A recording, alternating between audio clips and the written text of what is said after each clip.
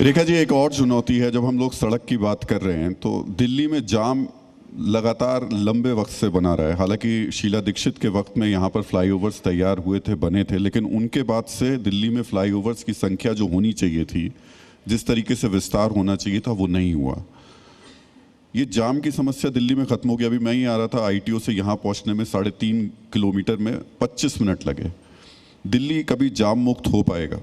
मैं आपको बताना चाहती हूँ, ट्रैफिक कंजेशन की बात जो आपने कही, उसके 2-3 कारण हैं। एक तो नई सड़कें, नए फ्लाईओवर, नए फुटओवर ब्रिज जो चाहिए वो नहीं हुए।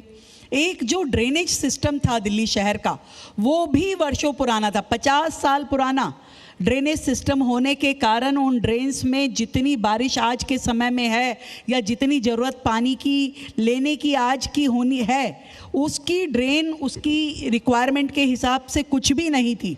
50 साल बाद हमारी सरकार के आने के बाद हमने नया ड्रेनेज मास्टर प्लान बनाया ताकि दिल्ली की सड़कों से वाटर लॉगिंग ख़त्म हो। वाटर लॉगिंग ख़त्म होगी तो कंजेशन ख़त्म होगा, कंजेशन ख़त्म होगा तो ट्रैफिक का जो फ्लो है वो व्यवस्थित हो पाएगा।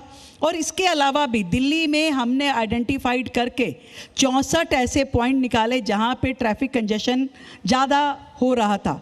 उन सब के पीछे साइंटिफिकली क्या कारण है, उसको कैसे ठीक किया जा सकता है, उसको हमने टेंडर लगा करके कहीं से रोड को ठीक करना है, कहीं से यू टर्न देना है, कहीं पे बैरिगेटिंग करनी है। ये सब काम लगातार दिल्ली में हो रहे हैं। वाटर लॉगिंग को दिल्ली में ख़त्म किया जा रहा है, फुटओवर ब्रिज बनाए जा रहे हैं, फ्लाईओवर्स पूरे किए जा रहे हैं, नए फ्लाईओवर्स के लिए लगातार सरकार बजट दे रही है।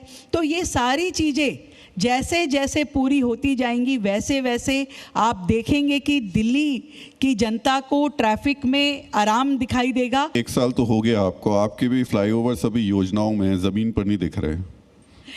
देखिए, आप मुझे उन बातों के बारे में कह रहे हैं जो काम बारापुला फ्लाईओवर, मैं आपको एक एग्जांपल बताती हूँ। बारापुला फ्लाईओवर का नाम आप सबने सुना होगा, जबकि जो मयूर विहार साइड के हैं, पिछली सरकार के समय में शुरू हुआ और उसका जो कॉस्टिंग था वो 1200 करोड़ रुपए का था।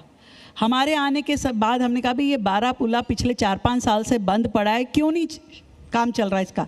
पता चला यहाँ से फ्लाईओवर आके इतना रुक गया, यहाँ से फ्लाईओवर आके इतना रुक गया। बीच का 1 किलोमीटर का स्ट्रेच इसलिए पूरा नहीं हुआ क्योंकि नीचे जो है ज़मीन जो थी उसको एक्विजिशन नहीं हुआ था, उसमें पेड़ों का कटिंग का परमिशन नहीं हुआ था। आज उस फ्लाईओवर का कॉस्टिंग 1650 करोड़ हो गया।